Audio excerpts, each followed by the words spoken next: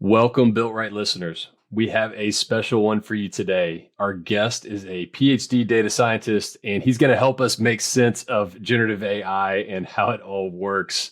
And our guest today is Nick Vasiloglu. And Nick, I'm probably butchering the name, Nick the Greek, I think is which he also referred to you as. And he is the VP of Research ML at Relational AI. Like I said, master's and PhD in electrical and computer engineering here from Georgia Tech, and has founded several companies, has worked at companies like Logibox, Google, Semantic, and even helped design some of Georgia Tech's executive education programs on leveraging the power of data. But welcome to the show, Nick. Nice to meet you, Matt. Thanks for hosting me. Yeah, excited to have you on. And relational AI, for those that don't know, is the world's fastest, most scalable, expressive relational knowledge graph management system combining learning and reasoning. And for those of you thinking, what the heck is a knowledge graph? We will get into that. Plus, we'll get into how generative AI is actually works, as told by a real PhD data scientist who's been doing this stuff way before ChatGPT was even a thought in somebody's mind. Plus, stick around. We got Nick's take on what are going to be the most interesting use cases with generative AI in the future. And he's saving these. I haven't heard these either, so I'll hear them for the first time. So really excited to get into these. But Nick, let's start here. What is the difference between, we hear generative AI, it's the hot topic right now, but generative AI and just regular AI? Like, what is the difference? What makes generative AI special and different? It's a very interesting question. For many years, the emphasis, the way that we were separating, whether you call it machine learning or AI, was on the depth of the models. Like when I started my PhD, we were working on something that we would call like shallow models. Basically, you can think about it looking at some statistics. The decision tree was the state of the art, which meant, okay, I have like this feature. If is it greater than this value, then I have to check the other feature and the other feature and come up with a decision. That's something that everyone can understand. Then deep learning was the next revolution. Somewhere in the 2010s, it started. And it started doing, more, let's say, complicated stuff that, people are still trying to find out why it's working. They cannot understand exactly the math around it. And then the next revolution was, so we had these models that they were pretty powerful, but we didn't know how to scale them. We didn't know how far they can go. And that was the revolution that basically OpenAI brought, that they realized that you can take this new cool thing called the transformer, where you can feed it with a lot of data and do this cool thing where you're trying to predict the next word and basically come up with what we have right now. It took several years and several iterations. But I think the difference between what we used to call AI and what we call AI right now is the focus on the language. If you had read about Chomsky and others, a lot of people consider that the human intelligence has to do with our ability to form languages and communicate. That you might have heard that. You might remember as a student what makes humans different than other animals. The human brain is the ability to form languages. And I think the focus on that made the big difference in what we have right now. The previous was more like a decision system. Now we're focusing more on the reasoning side. So I would say this is the shift that we see.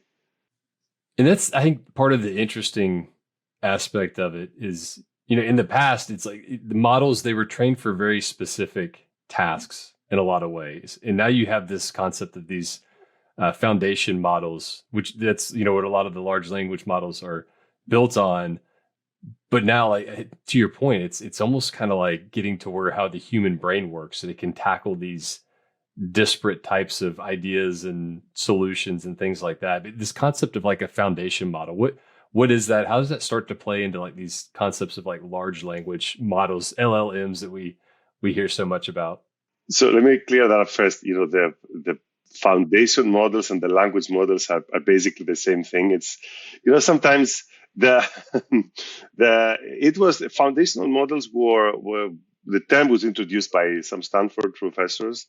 Uh, um, they were trying to, kind of uh, like it happens a lot in science. You build something for something specific, and then you realize that it applies to a much broader, uh, class of problems. And I think that was the effort that was the rationale behind renaming language models as foundational models, because they can do the same thing with other types of data, not just like text. Okay, so you can use that for proteins. You can use basically for whatever represents a sequence.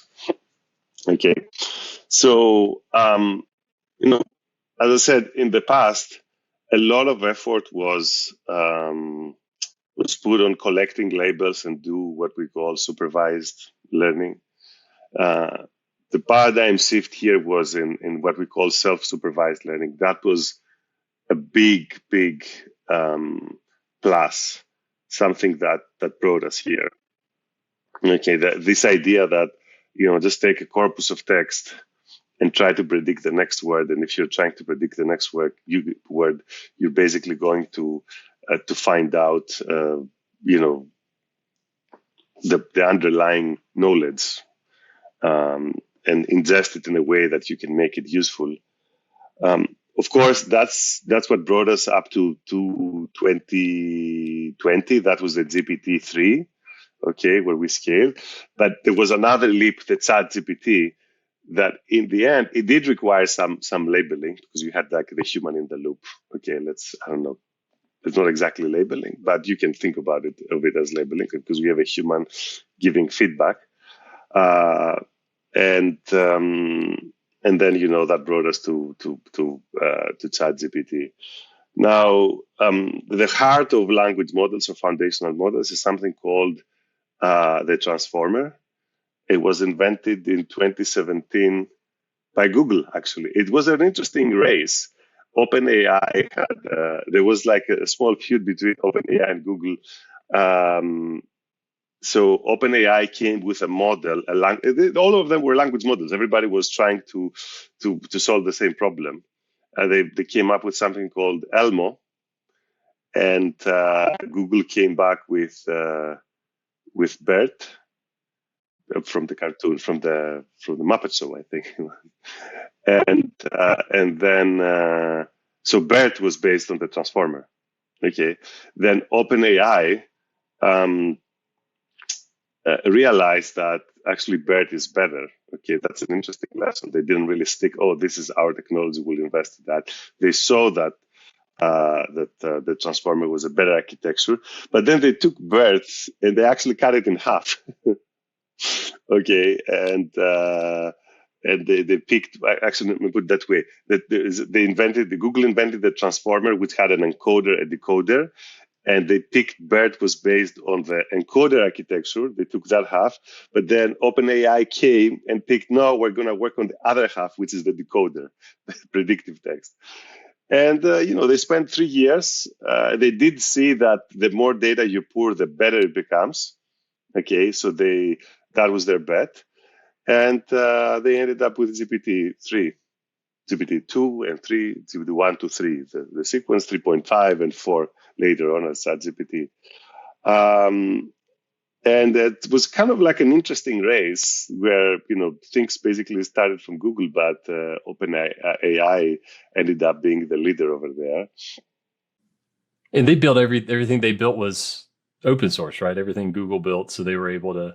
Everything is actually open source. I think up to GPT, even GPT-3, there was a published paper. It's very hard if you believe that you're going to get a secret source that nobody else knows. I've never seen that playing in machine learning. Okay, because scientists want to publish, they want to share knowledge. I think as the models started to become bigger and bigger, they didn't, with GPT-3, I don't think they ever opened the whole model, the actual model, but they gave enough information about how to train it. There's always some tricks that uh, over time, even if somebody doesn't tell you as you're experimenting, you're gonna, they're gonna become public. Okay, so yeah, that was never the issue. I don't think.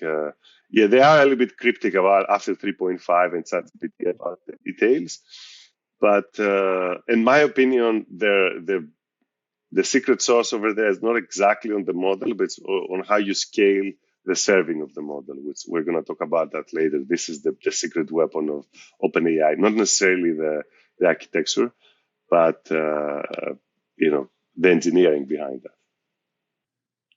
Nice. Yeah, let's keep going on the transformer side, because like getting under how these GPTs work. Basically, you mentioned that it's serving up the next word, the next word. It's not looking at it like a whole entire sentence, right? It's this concept of tokens. But how is it like actually thinking through that and structure of language and something you think a computer wouldn't be able to do? It's now doing very well. Yes, first of all, it's always this. As I said, the transformer has this encoder decoder architecture, which means that there's one part that looks into two directions, back and forth. Like as it's processing, it looks both ways. Like this token, is affected by the other tokens, but this token in the middle is also affected by the ones before and after them, what it's going to be. So that's like the encoded. That's the encoded. The decoder architecture. You're only looking back because you're not looking in the future. Okay. We can talk more in detail. And there's a lot of papers and a lot of tutorials that they actually explain that. It's not always easy to explain it without graphics here. But the key thing over here is that let me go a little bit back. The first revolution actually came by Google was word to vec, where they realized that if you give me a word and I try to predict that word by looking 5 words behind me and 5 words after me, okay, that was a simple thing, like a small window, and I try to create a vector representation. They realized that I can take words, make them as something like continuous vectors, put them in space, draw them in space, and I would realize that that representation will bring words that are semantically similar together. Okay, and there was this other thing that if Paris is here and France is here and London is here, then I can take the same vector, put it here, I can find England. So they realized, for example, that if I place all the capitals and all the countries, I can just take the vector that connects the first and the other, and it's translated to the next one, and it's gonna. So, or if I take the distance of the vector between man and a woman, take that, then take the word king, add that to the king, it's going to take me to the queen. So basically, people started realizing with a simple word to vec that you can take words, represent them as vectors. Let's think about 2-dimensional vectors, like on the plane, but it's not 2, it's like 512 dimensions. It doesn't really matter. The concept is the same. That the distances in space, the way that they're placed in space, has semantic meaning. Now, the next problem was, this is great, but we do know that words actually change meaning based on their context. Okay, so What's an example there? yeah, so for example, an example will be, when you say, when you say flower. Well, let's pick now I'm a little bit stuck, but you had one about boiling the a person's boiling a what, and then if it was like an engineer, it had different context. Yeah, you can kind of boil an egg, or an engineer is boiling, I don't know, a substance, but it could be, or boiling like the ocean. They're trying to boil the ocean. yeah, yeah. So when you say, for example, the bed, it can be, something different when you talk about, a house, a bedroom. But if you talk about geology, it means something completely different. Okay, so what they realized was that that vector that represents the word shouldn't be universal. Okay, it should really depend on the surrounding words. Okay, so this vector representation, when the surrounding words are this one, it has to be this, and it also have different relationships.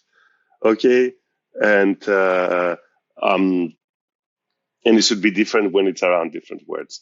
And that was basically Elmo. That was this idea. It's called contextual embedding. So this vector representation, like this, they say this two-dimensional representation is called an embedding. So this was actually one of the biggest revolution of deep learning, that we're taking discrete entities and we could place them in space as a continuous vector. So we'll take something that was discrete and put them on a medium that it's continuous, okay, continuous and multidimensional. So the first idea of before the transformer Elmo, which is an aerial version of a transformer, the first idea was that, okay, if I see a text, I will be placing these words, on different places in space based on what is around them, okay? And and the next thing so basically what happens is you're taking the words on the first level, you look left and right, and you create, embeddings, you put them in space. Then you take that and you apply that again and again. So the transformer actually starts in levels, one level, after level, second level. It has multiple, I don't know exactly the numbers, but it has different levels. So you can think about that as basically a rewriting. Okay, so that's why it's called transformer. So you have a sequence of words and you start, rewriting to something else. That else, so when people have done this experiment, they're taking the transformer and they decompose it and they see what are these things that the transformer does in different levels. And they've actually realized that it starts inventing grammatical rules. It starts like identifying what is the subject, what is the object, what is the verb. Okay. He starts identifying that something is an adjective or not an adjective. It starts, taking words and converting them to something which is a synonym, maybe something else. And that's how the reasoning starts. Like, I can give you, if I give you a sequence of words, um, Nick, I don't know, lives in Atlanta, it knows that Nick, I don't know, is Greek. Okay, so it can say the Greek lives in Atlanta, and that can affect the fact that, and then you can say he goes to the store to buy, and because now you know that he's Greek, he lives in Atlanta, you say feta cheese, for example, okay? Because now the transformer starts taking different paths, like it starts exploring, what are synonyms, and, if he lives, it means he goes to the store, he goes to the supermarket if he lives there. So it starts, all this information is ingested in the transformer after seeing, endless pages of text, and where basically there are reasoning paths, like it does this on your own. Of course, because there's so many reasoning paths that can happen, sometimes it can hallucinate. Okay, so I can say Nick buys, I don't know, souvlaki, because he is Greek, which is possible, but there might be somewhere else some other information that says Nick hates souvlaki, and the language model doesn't. But it's a probable event, since Nick is Greek. Anyway, I'm just giving a simple example over there, but that's kind of like the power of the transformer, that at every stage it starts rewriting things again and again and again, and it explores very possible, very likely paths, highly likely And correct paths. me if I'm wrong. What you're talking about here is this kind of the difference in evolution from structured data to unstructured data? Because in the past we had very like defined tables, columns, associations to things. Is this kind of getting to that concept of unstructured data where it's like the vectors and Well, the problem with the structure, with the systems before, that everything was like, it was very discrete, and unless you had seen before the word Nick, okay, followed by that exact word, um, it was, if you think about all the variations, like Nick spelled with K, Nikolaos, Nick Vasiloglu, I don't know, think about it. All these things, because now they're in a continuous space, okay, that's what makes the difference. It's possible for the system to create an internal rule, if you want, or internal path about things that they're kind of similar. Okay, so it doesn't have to be Nick. It could be Vasiloglu instead of Nick, or it could be the guy who lives at I don't know, say my address. It's the same thing.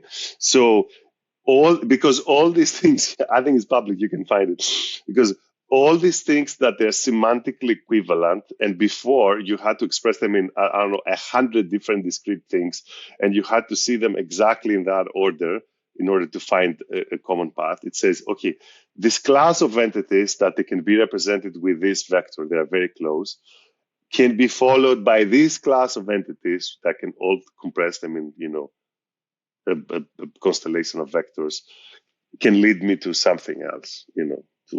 That's why you see the language model when you go to OpenAI and you say regenerate.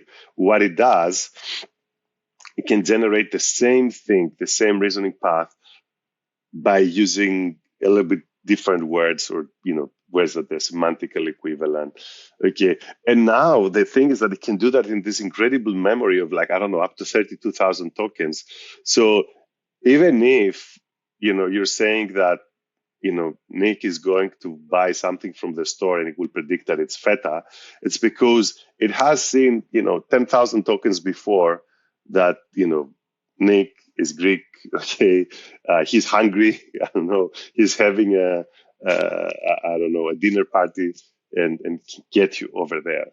Okay, so because when it was trained, it has seen sequences that in the span of 10, 20,000 token, Nick associated with party, food, restaurant, leads you to feta.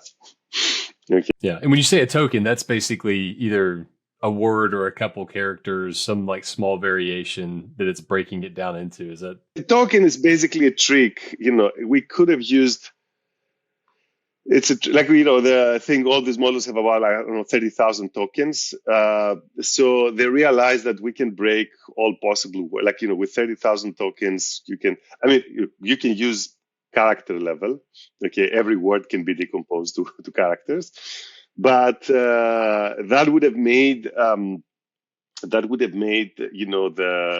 language model extremely big and inefficient. So it's like a trick, because we kind of like trying to find out. It's a compression that we're doing. We could have gone with syllables, because syllables are also finite and make all the words. Now we said, look, because there are some combinations of letters that they are so frequent, we don't really need to decompose them all the time. We know exactly what they mean. So it was a clever engineering trick. It has to do with the language. It's related to the language. It was like a better statistical analysis of the of the language. To put it that way, if we were inventing a language from scratch, we would start with tokens, and maybe not necessarily letters. Oh, that's interesting. And so we've talked a lot so far about language as the thing at play here, but like you can use this generative AI and all this new technology and advancements with different modalities like images, whether you're generating images or whether you're understanding what an image looks like, and voices, all kinds of different things at play here. How does that work different when now language isn't necessarily the output? Is it looking at the pixels in a way and then the association? There is a visual language over there. There's the visual transformer, which tries to predict blocks of the image. There's also the diffusion models, which is something completely different. So, for example, diffusion models, we see them only in images. We don't see them in text that much. Although there's been some efforts, but the transformer, it turns out that it behaves equally well for images. But when you talk about a token in Vision, that's kind of like a block of of pixels. I don't know, 16 by 16, 32 by 32. This is something we knew from before. Like even in the days of image compression, they used, they could take parts of the image and compress, block by block. But I wanna uh, make something clear for your audience that uh, language is a way of expressing knowledge, but it's not knowledge. Okay, the fact that I can come and tell you something, I can go and read quantum mechanics. I can take a passage. I can recite it for you.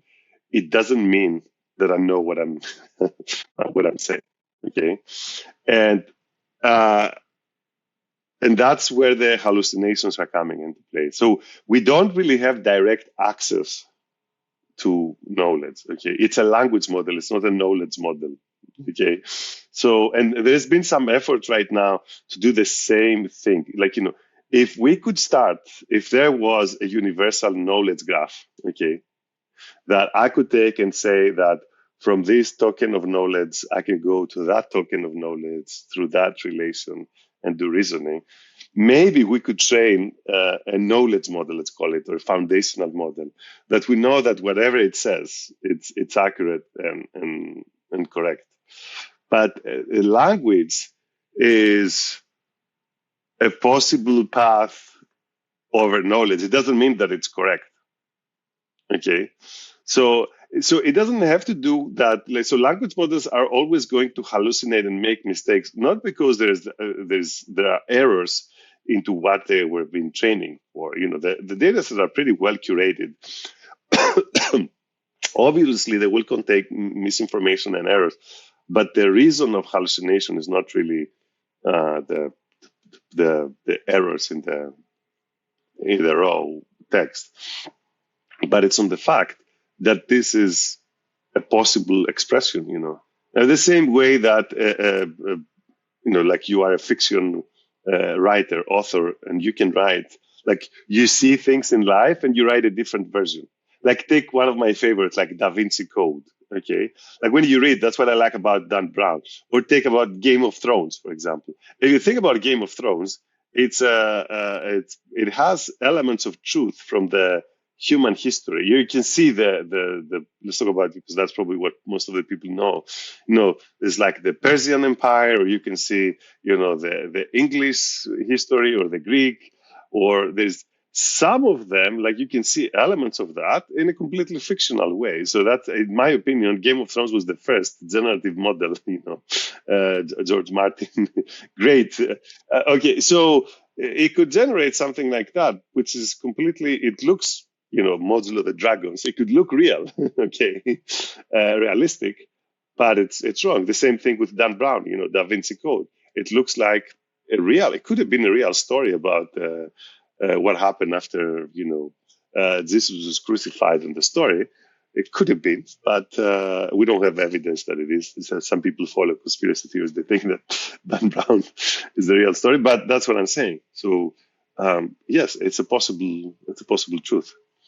Do you think we ever get to that ability where it is true knowledge? You get into this concept of like, your AGI and all that type of stuff. Do you ever think we get to that level of advancement? Or, I always go back to like how the human brain works and like, do we have true knowledge to an extent, or are we just doing the same kind of computational thing in our head with probability of what's, One of the things that we know is that the transformer architecture and the language model is not how the brain works. Yeah, this is an engineering. It's not. It's not how the brain works. No, no, no. There are some commonalities and there are some kind of like analogies, but I think it's wrong to think about or to try to like when you're working with language models and you're trying to tune them or you're trying to explain or debug them to have in your mind how the brain works. Okay, don't do that. If you are a prompt engineer, if you're trying to build a model, try to understand how the system is built and use that knowledge. Don't use the cognitive neurology here. No, unfortunately, we are very the human brain is still much more powerful, given the fact that you can eat a slice of pizza and do very complicated mathematical computations While if you were trying to do the same thing with, I don't know, GPT-4, you need the power of a village or something, even for inference. Okay, so we are very energy efficient. We use signals that takes milliseconds to transmit, not nanoseconds, whatever it takes for a GPU, and we still do things faster. Okay, so there's a completely different world. Even if we could make an electronic brain, like simulated, I think it would be very different. Yeah, biology comes into place. It's still a mystery, but. Uh, whether we're going to reach AGI, well, you probably hear that. I leave that to people who have enough money and time to think about it. Okay. So, I mean, yeah, in theory, it is possible. I hear like Hinton and Benzio and what's his name?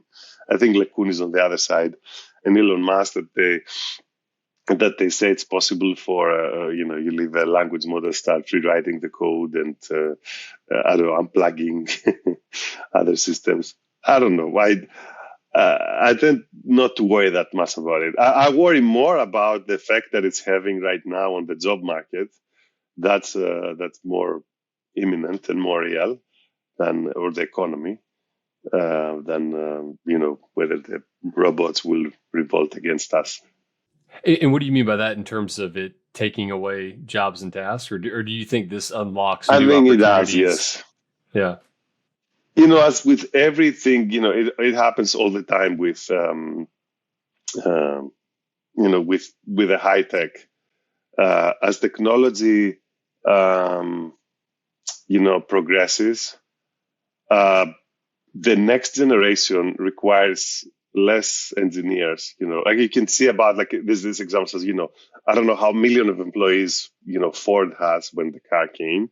And when, compare that with Microsoft, we came later, compare that with Google, compare that with Twitter, and compare that with OpenAI now, that, how it's a big chunk of the market they're getting, like the capitalization and the small number of engineers that or scientists uh, that they need.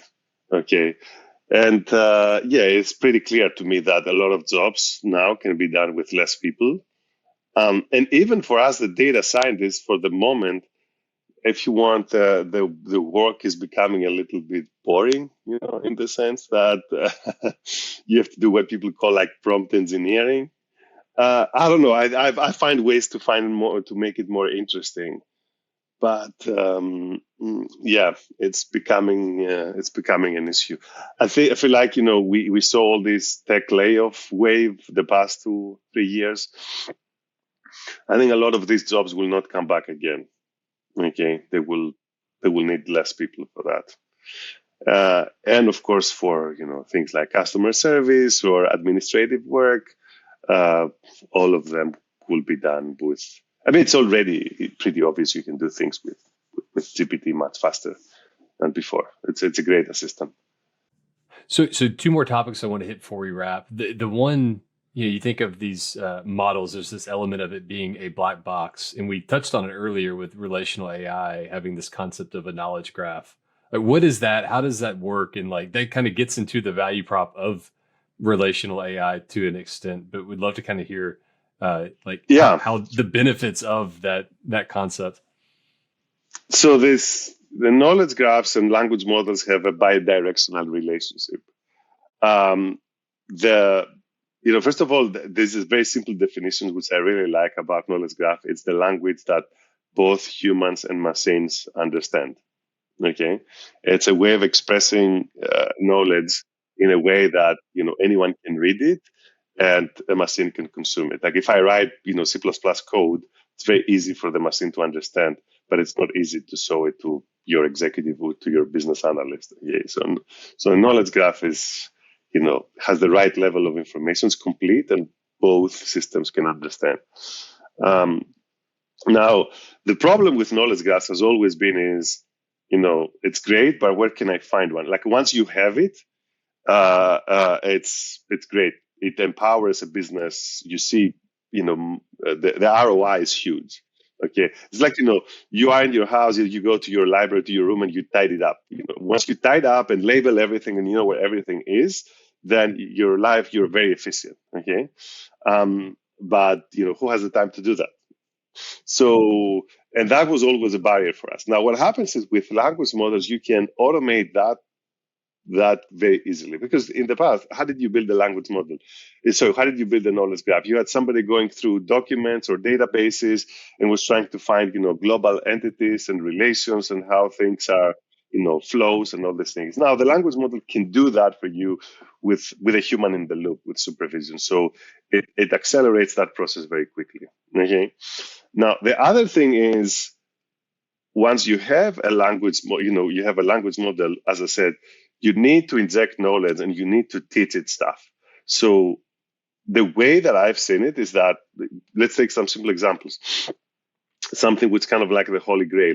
You want to answer a question. You go say, well, tell me all the sales for last month where the people bought more than X, Y, Z. And that translates to a SQL query. Okay.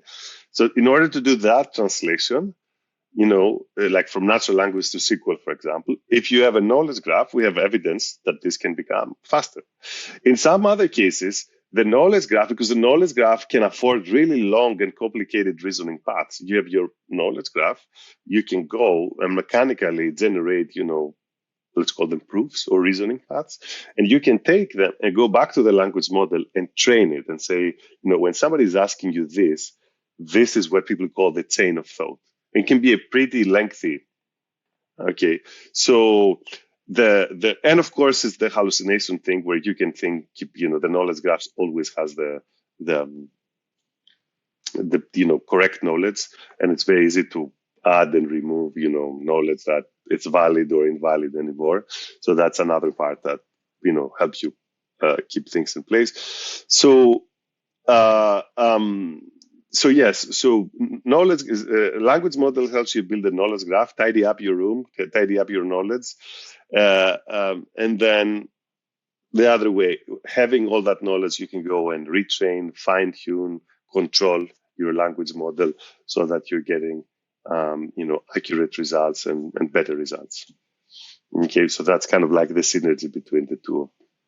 No, that's really interesting. Interesting thing, evolution there. So as promised, we talked about, you had some use cases in your mind of where you think Oh yes. Gen AI is going to like the most interesting, viable, disruptive, whatever it may be. So curious to see what some of those are. So let's close with that. I mean, these are things that let's call them historians of technology have observed over the years. So we know that whenever a new technology comes, uh, people are trying to use it in the obvious way, which might not really give them the big multipliers. So I think when we met, I mentioned this example of the electric motor.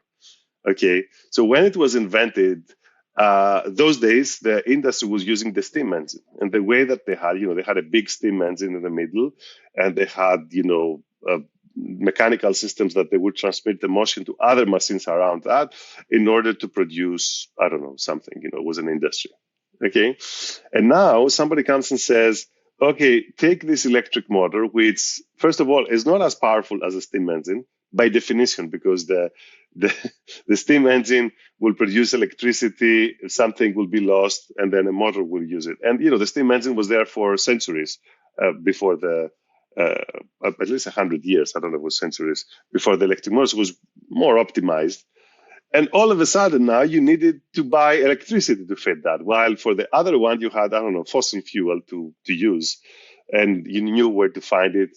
So, people rejected the electric motor in the beginning. They couldn't know why it was useful until someone said, well, wait a minute. We don't need one electric motor for the whole factory. What if we create, because that's so easy to manufacture, what if we made like 100 electric motors spread in vertical space? I don't know, so take the whole production and spread it over a bigger space. Okay. And all we need is, an electric generator that can feed, 100 motors. So the big benefit wasn't by just having one stronger motor. The big benefit was by having, 100 motors in different levels and making the production, a multi-level and expanding it to bigger space. Because the problem with the steam engine is that motion couldn't be transmitted too far away and everything was cramped and limited. I think, if I remember, that took about 20 or 30 years, okay, to figure that out. And kind of like the same thing with, let's think about Amazon. Like in the beginning, the e-stores, they were basically trying to take a brick and mortar store and run it the same way they were running it on before, run it like on the web. And Amazon realized that there's other things like, there's the recommendations, there's the A/B tests, there's the other things that I cannot do in a brick and mortar store. The tailor, the personalization that, brought the big boom of, again, it took several iterations of failure until, Amazon and Alibaba and others kind of like dominated the market. Think about Snowflake. When Snowflake came and said, we're a cloud database, I said, what do you mean? I can take my database and put it on the cloud. But the thing is, nobody thought about designing a database that it's going to, you can't download Snowflake and run it on your machine. It was designed to be completely cloud based, use infinite compute and infinite storage. Okay, so it's a very different thing. So people were confusing the cloud hosted, which means that I build something that when I take something that I build it thinking that I'm constrained by the memory and the compute of a single machine, and I'm just like running it somewhere else on the cloud.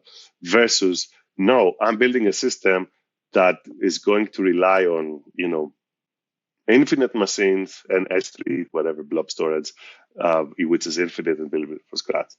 So I'm trying to scratch my head here and say, what is the, there's the obvious application of Gen AI, which is, use it as a new UI. Okay, so chatbot. Okay, we know about that. But I was thinking, I was trying to make this exercise, like we're looking for these businesses that they only exist. They cannot exist without Gen AI. So I think the one that we're going to see soon is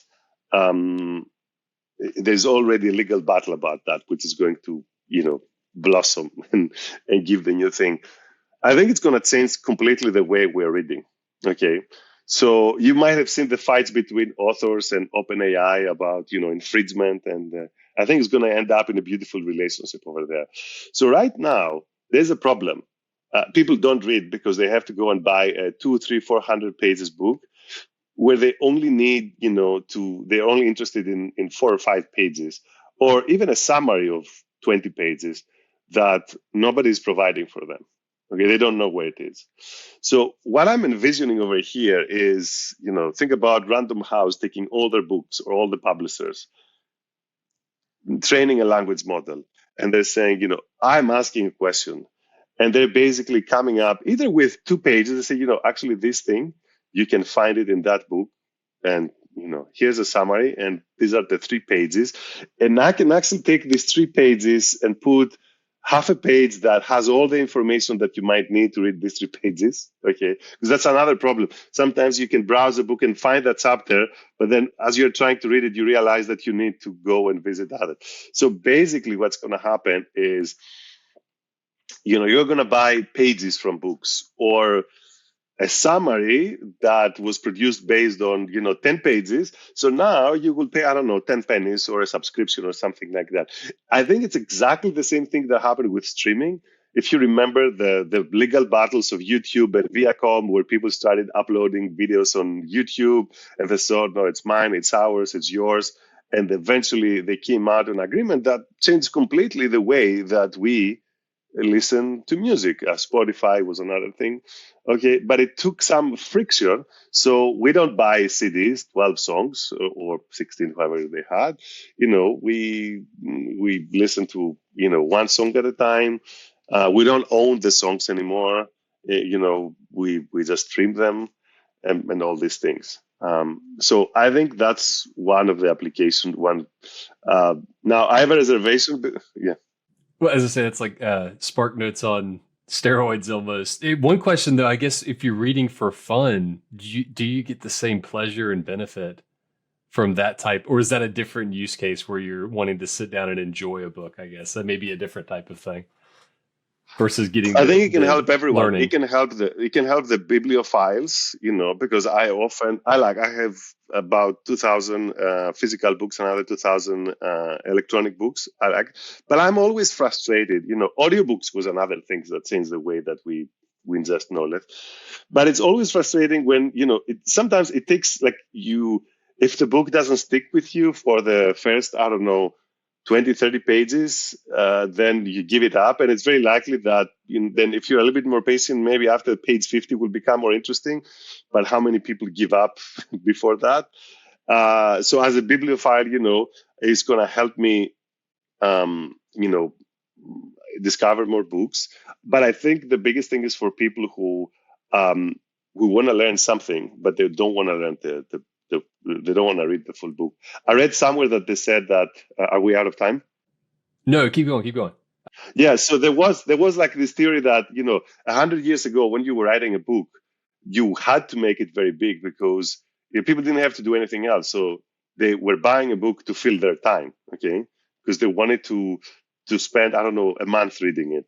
Now these days they say that a book shouldn't be more than 200 pages because don't try to fluff around because there's so much information and people don't have the time to, you know, they need the essentials and don't want to spend too much time on other irrelevant stuff. Like the same thing happened with TikTok. TikTok again. It was a victory of machine learning over there and recommendations, trying to narrow the span, to a few seconds what you're going to consume. Of course, it's a great commercial success. I personally don't like it. I don't let my kids spend time. I realize that it's so addictive. YouTube Shorts, you can spend hours just going one by one. It's dopamine injections. But we're definitely going to see social network space completely on Gen AI and videos. Okay, that's kind of like another one. The same thing that we found, we had TikTok. Um, I don't know. I mean, if you are a founder, you have to start thinking about how can I take a sea of content and serve it much better with a language model. Okay, in a way that people wouldn't have consumed that before. Yeah. In the book example you mentioned, I have the same problem. Like I do audiobooks and I'll kind of like try to save the clips of the things that make sense. And at that point in time, it's like, you have this light bulb moment and then you forget about it. But there's a point in time in the future where, man, that would be super applicable if I could pull that out of my knowledge base. So it's almost like, to your point, getting those points that are applicable at that point in time, but resurfacing them because they're somewhere in my memory that I can't necessarily always retrieve. Let me give you a recent example. So, and that's why I think there's OpenAI has a big advantage right now over Google. So, with all the unfortunate events happening in the Israel-Palestine conflict right now, I remember that I had watched a documentary 20 years ago at Georgia Tech about the whole history of the area, but I couldn't remember the title of it. So I knew that I remember it was a French production. I remember that it was released somewhere in the 90s because it was right before the Oslo Agreement. And I think basically that's what it was. Okay, I remember it was a documentary. So I was trying to find on Google, I was trying to find on Amazon, I couldn't find it. But I went on OpenAI and I said, well, I watched a documentary. I think it was released early 90s. I know that it was a French production. And, we had the history from the 1900 until 1990. Can you tell me which one it is? Because, how many, there are not really that many. I mean, okay. I thought that someone should have been able to, and it actually found it. It gave me the title in English and in French, and I went to Amazon and I found it. So I think it was remarkable. That's cool. Yeah, and just to wrap on the points you made about the TikTok and everything like that, and just that type of social media, like you wonder to a point, does it get so advanced to where you literally cannot put your phone down. It gets you so zoned in with like the dopamine hits. Like, is it engineered to a point where the recommendation of what's coming next, like it's kind of scary to think about, in the future, where it becomes you literally, it's like a drug in essence. Oh yeah, that is gonna have. I agree with you. Like if TikTok is a problem right now, where it's basically trying to find existing content that you're gonna like. Think about if it knows exactly what you like, and you can give it, feedback. Like so it knows more and more, like you say, what you want, and it really personalizes things for your content. Well, I take it a step further too. Like, what if it's not just random users generating the content? What if it is, um, you know, a GPT or something like that that's Yeah, actually yeah, that's generating what I the mean. content? Yeah. Yeah. Okay. Yeah. So that's wow. That Yeah, I hadn't even thought of generating, that. and it can, like think about, like when you were raising a kid, where you say, well, that we have this inherent thing of going to the taking the path of least resistance, and basically um, things that they're not good for you. Okay, so that's why you have to say no to a kid.